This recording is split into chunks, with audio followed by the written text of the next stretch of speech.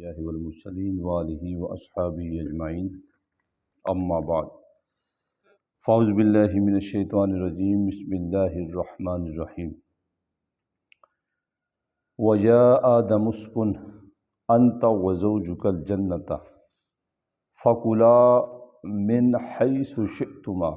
وَلَا تَقْرَبَا هَذِهِ الشَّجَرَةَ فَتَكُونَا مِنَ الظَّالِمِينَ صدق اللہ مولانا العظیم ببرکۃ ان اللہ وملائکتہ یصلون علی النبی یا ایھا الذین آمنوا صلوا علیہ وسلموا تسلیما اللہم صل علی سیدنا مولانا محمد وعلی آل سیدنا مولانا محمد وبارک وسلم صلاۃ و سلام علیک یا سیدی یا رحمۃ للعالمین۔ معزز سامعین و ناظرین،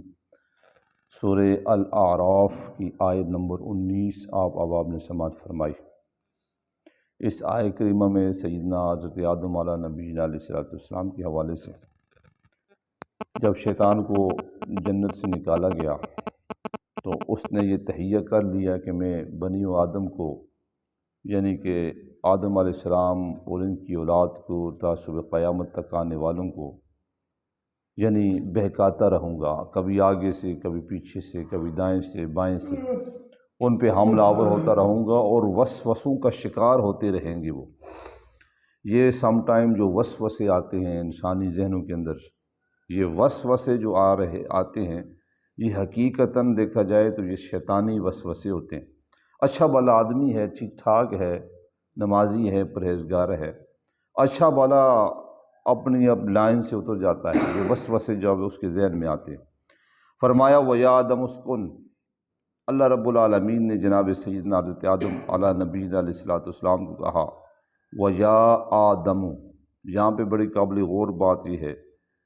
کہ اللہ رب العالمین نے آپ کو لفظ یا کے ساتھ، یہ لفظ یا ندا میں آتا ہے، حروف ندا میں سے آتا ہے، اور حروف ندا میں سے ایک قاعدہ یہ ہے کہ لفظ یا جو ہے یہ قریب کے لیے یا بعید کے لیے، دونوں کے لیے یہ یکساں ہے۔ قریب اور بعید، قریب کہتے ہیں نزدیک کو، بعید کہتے ہیں دور کو۔ معنی اس کا یہ ہے کہ لفظ یا کا استعمال اگر آپ نزدیک سے کرتے ہیں یا دور سے کرتے ہیں، اصولی جو قاعدہ ضابطہ ہے، عربک کا جو قاعدہ ہے، جو رول ہے، اس کے مطابق یہ دونوں کے لیے یکساں ہے، دونوں کے لیے برابر ہے۔ یہ نہیں کہ آپ کو اگر کوئی کہے کہ یہاں سے آپ یا رسول اللہ کہتے ہیں جی، وہاں جا کر کہیں وہاں جائز ہے یا ناجائز ہے۔ بعض لوگ نادانی سے یہ باتیں کرتے ہیں کہ نبی معظم رحمت دو عالم صلی اللہ تعالیٰ علیہ وبارک وسلم کو اگر آپ وہاں روضہ رسول کے سامنے جا کر کہتے ہیں یا رسول اللہ انظر علینا، وہ تو جائز ہے، سمجھ میں آتی ہے بات، مگر یہاں پر بیٹھ کے اگر آپ انہیں یا رسول اللہ کہتے ہیں تو یہ ناجائز ہے۔ تو ان لوگوں کے لیے، ان کی نادانی دور کرنے کے لیے، ان کی کم فہمی، کم علمی دور کرنے کے لیے، کم عقلی دور کرنے کے لیے اللہ رب العالمین نے حضرت آدم علیہ نبینا علیہ السلام کو یا آدم کہا۔ اسی انداز کے ساتھ قرآن مجید کو پڑھیں، ابراہیم علیہ السلام کو بھی یا ابراہیم کہا، نوح علیہ السلام کو دیکھیں انہیں بھی یا نوح کہا، عیسیٰ علیہ السلام کو دیکھیں، یہ ساری قرآن سے باتیں ہو رہی ہیں۔ عیسیٰ علیہ السلام کو بھی کہا یا عیسیٰ ابن مریم، یعنی کہ ہر نبی کو اللہ رب العالمین نے لفظ یا کا ٹائٹل دیا۔ امام الانبیاء کو بھی یا نبی کہا، قرآن میں کہیں آتا ہے یا ایھا النبی انا ارسلناک شاہدا، کہیں قرآن میں آیا یا ایھا المزمل قم اللیل الا قلیلا، کہیں قرآن میں آتا ہے یا ایھا الرسول انی رسول اللہ علیکم جمیعا۔ یہ ساری چیزیں لفظ یا کے ساتھ متعلق ہیں۔ تو یہ پوائنٹ تھا جو میں نے آپ کو ہائی لائٹ کیا کہ لفظ یا کا استعمال قریب سے کریں یا بعید سے کریں، دونوں سے یکساں ہے، اس پہ کوئی ایسا اثر اندازی والی بات نہیں کہ یہاں سے پڑھیں وہاں نہ پڑھیں۔ فرمایا وَيَا آدَمُ اسْكُنْ، اے آدم علیہ السلام، اسکن، آپ رہیں، آپ جنت میں رہیں، جہاں مرضی ہے آپ رہیں۔ انت وزوجک الجنہ، آپ اور آپ کی زوجہ جو ہیں، یہ دونوں جو ہیں یہ جنت میں رہیں۔ فَكُلَا، پس آپ کھائیں، یعنی کہ جنت میں کھانا ہے، پینا ہے، اللہ کی عبادت ہے۔ فرمایا کہ فَكُلَا، پس آپ کھائیں، مِنْ حَيْثُ شِئْتُمَا، جہاں سے مرضی ہے آپ کھاتے رہیں۔ جنت آپ کے لیے بنا دی گئی ہے، جہاں سے مرضی آپ پھل کھائیں، جہاں سے مرضی ہے آپ مشروبات پئیں، جہاں سے مرضی ہے آپ جو بھی کریں، ولا تقربا۔ اب اللہ رب العالمین نے فرمایا کہ یہ جو ایک درخت آپ کو سامنے نظر آ رہا ہے، کسی نے کہا وہ جون کا درخت تھا، کسی نے کہا وہ گندم کا تھا،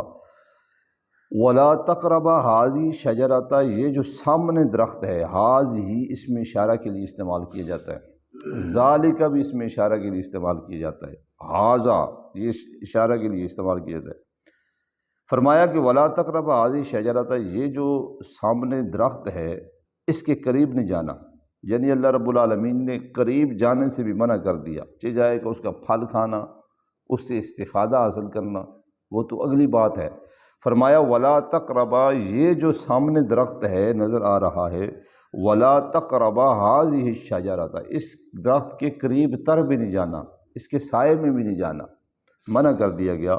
اگر آپ فتکون من الظالمین، اگر آپ یہ درخت کا پھل یا درخت کے قریب آ جائیں گے تو ظالمین خسارے میں ہو جائیں گے۔ اب قرآن مجید نے یہاں پہ جناب سیدنا حضرت آدم علیہ ایک دنیا کا سسٹم بننا تھا، ہم نے یہاں آنا تھا، یہ سارے معاملات چلنے تھے، تو یہ ایک ساری طے کردہ ایک شے تھی، اور اس نے کیا کیا جی، اگلی آیت جو کل ہم پڑھیں گے، اس نے فوسوسا، یہ جو میں نے ابھی آپ کو اپنی گفتگو کے شروع میں بتایا کہ وسوسے جو آتے ہیں، یہ وسوسے میں اور آپ، ہم تو ناقص العقل ہیں، ناقص الذہن ہیں، انتہائی کمزور ہیں انبیاء کے مقابلے میں۔ انبیاء بھی اللہ کی مخلوق ہیں مگر وہ سب سے اعلیٰ مخلوق ہیں، اور انبیاء جو ہیں وہ معصوم عن الخطا بھی ہیں، یعنی معصوم عن الخطا سے مراد یہ ہے کہ ان سے خطا سرزد ہونے کا امکان بھی نہیں ہے۔ اب اس مقام پر بعض نادان لوگ جناب سیدنا حضرت آدم علیہ نبینا علیہ السلام کی طرف، یعنی کہ ظالمین کا لفظ ہو یا اور کوئی لفظ ہو تو نیگیٹو معنی استعمال کرتے ہیں، نادانی ہے۔ نبی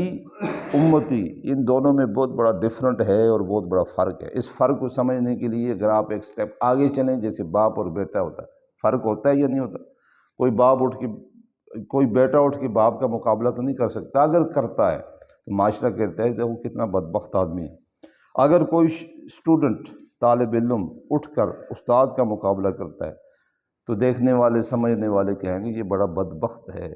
بہت نالائق ہے، حالانکہ وہ بہت بڑا لائق ہوگا، بہت بڑا ممکن ہے کہ بڑی سیٹ کے اوپر بھی ہو، افسر بھی ہو، مگر جب استاد کے سامنے منہ کھولے گا، جب استاد کے سامنے بے ادبی کرے گا، دنیا والوں کی نگاہ کے اندر وہ لائق نہیں کہلائے گا، نالائق کہلائے گا، کہ وہ والدین کے سامنے منہ کھولتا ہے، اپنے اساتذہ کے سامنے منہ کھولتا ہے، اپنے بڑوں کا ادب نہیں کرتا، لہٰذا یہ جو شخص ہے یہ لائق کہاں سے، یہ تو سب سے بڑا نالائق آدمی ہے۔ تو لہٰذا نبی اور امتی یہ دونوں فرق اللہ رب العالمین نے قرآن مجید میں رکھے ہیں، اور یہ فرمایا ہے کہ یہ تو نبی ہیں اور یہ تمہیں راستہ بتانے والے ہیں، یہ سب کچھ ہدایات تمہیں مل رہی ہیں، یہ تمہیں ہر روز جو معاملات سمجھائے جاتے ہیں، تو یہ تو تمہارے لیے معلم الخلق ہیں، یہ تمہارے لیے استاذ بنا کے بھیجے گئے ہیں، اور یہ وہ استاذ بنا کے بھیجے ہیں جو تمہارا روحانی بھی، جسمانی بھی، ہر انداز سے، ہر طریقے سے اور ہر جہت سے تمہارے اوپر نظر رکھے ہوئے ہیں۔ لہٰذا امتی کو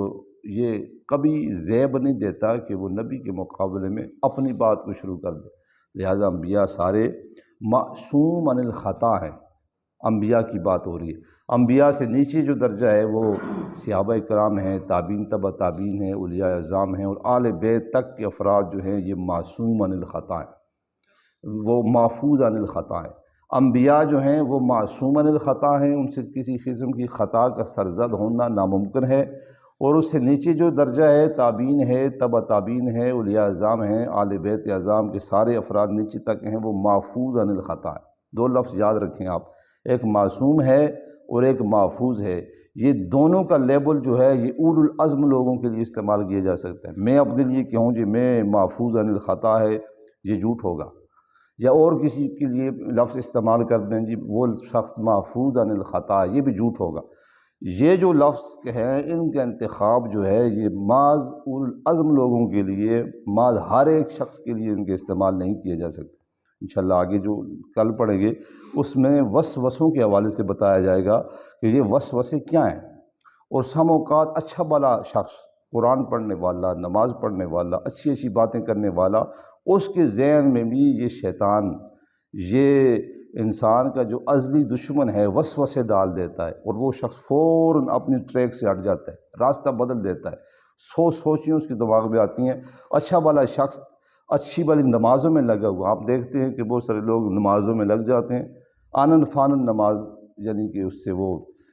رائے فرار اختیار کر لیتے ہیں، پھر جماعت سے نہیں پڑھتے، کبھی جماعت سے پڑھ لیتے ہیں، گھر میں شروع کر دیتے ہیں۔ یہ آہستہ آہستہ آہستہ جب وہ مسجد سے پھسل گئے، گھر تک محدود ہو گئے، تو وہ شیطان وسوسے ڈالتا ڈالتا وہ گھروں سے بھی رہ جاتے ہیں۔ پہلی بات تو یہ گھر کے اندر مجبوری کے طور پہ نماز آپ پڑھ لیں۔ اگر کوئی شخص بیمار ہے، چل نہیں سکتا، راستے کے ایسے معاملات بن گئے ہیں، آپ گھر سے آ رہے ہیں، بارش شدید ہے، راستہ کیچڑ ہے، یعنی آج کل کے بھی تھوڑے سے معاملات ایسے ہیں، آپ صبح آتے ہیں یا عشاء، وہ ایک علت ہے، ایک مجبوری ہے گھر میں پڑھنے کے لیے۔ ادروائز نماز مسجد میں پڑھیں گے تو 27 گنا ثواب آپ کو زیادہ ملے گا۔ گھر کے اندر پڑھیں گے تو وہ آپ کو وہی ایک ثواب ملے گا، اور مسجد کے اندر آئیں گے، اجتماعی صورت میں آئیں گے۔ ممکن ہے کہ اجتماع میں بیٹھا ہوا کوئی ایک شخص اللہ کا ولی ہو،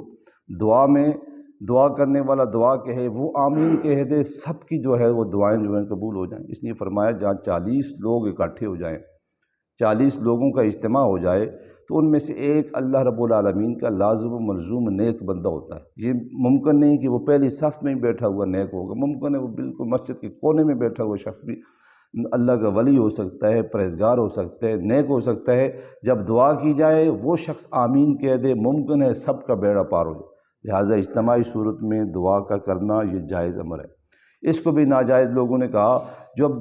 یہ بات کہہ دی کہ یہ ناجائز ہے جی نماز جنازہ کے بعد دعا مانگنا، تو یہ شیطانی وسوسے آپ کے ذہن میں آ گئے۔ کس نے کہہ دیا جی یہ بھی نماز فرض پڑھی، اس کے بعد دعا جائز نہیں، یہ بھی شیطانی وسوسے، یعنی ہر وہ نیکی کا کام جس سے وہ منع کرتا ہے، یہ سمجھ لیں کہ شیطانی وسوسے آپ کے ذہن میں آ گئے۔ ابھی قرآن پڑھا، قرآن پڑھنے کے بعد جو بھی دعا مانگی جائے وہ ریجیکٹ نہیں ہوتی، وہ سلیکٹ ہو جاتی ہے۔ اسی انداز کے ساتھ بارش ہو رہی، اس وقت آپ دعا مانگتے ہیں، وہ بھی ریجیکٹ نہیں، سلیکٹ ہو جاتی ہے۔ بعض ایسے مقام ہیں جیسے دوران خطبہ امام بیٹھ جاتا ہے، دوسرے خطبے کے لیے کھڑا ہوتا ہے، اس دوران کا جو سپیس ہوتا ہے، وقفہ ہوتا ہے، اس دوران دل میں مانگ لیں، بے شک ہاتھ اٹھا لیں، کوئی بات نہیں، کسی بھی انداز کے ساتھ اللہ سے مانگتے ہیں۔ اللہ فرماتا ہے وَإِذَا سَأَلَكَ عِبَادِي عَنِّي فَإِنِّي قَرِيبٌ، جب بھی کوئی بھی شخص آپ سے میرے متعلق کوئی سوال پوچھتا ہے تو اسے کہہ دیں فَإِنِّي قَرِيب، میں تو بہت قریب ہوں، أُجِيبُ دَعْوَةَ الدَّاعِ إِذَا دَعَانِ، جب بھی کوئی شخص مجھ سے دعا مانگتا ہے میں اس کی دعاؤں کو قبول کر دیتا ہوں۔ جب اللہ قبول کرنے والا ہے، ہمارا کام مانگنا ہے۔ جب آپ مانگتے رہیں گے رب ذوالجلال سے، اس کی بارگاہ میں، اس کی دربار میں کسی قسم کی بھی کمی نہیں ہے، اس کے خزانے بھرے ہوئے ہیں، مگر بات یہ ہے کہ ہمارے اندر کمیاں ہیں، ہم مانگتے نہیں، یا مانگتے بھی ہیں تو بس ویسے ہی اوپر سے مانگتے رہتے ہیں، دل سے نہیں مانگتے۔ اللہ سے دل سے مانگ کر تو دیکھیں، اللہ جو ہے وہ کشکول کو بھرنے والا۔ دعا خالق عز و جل ہمیں قرآن مجید کے سائے کے نیچے زندگیاں گزارنے کی توفیق عطا فرمائے، اور قرآن مجید کو پڑھا کر اس پر عمل پیرا ہونے کی توفیق عطا فرمائے۔ وما علینا الا البلاغ۔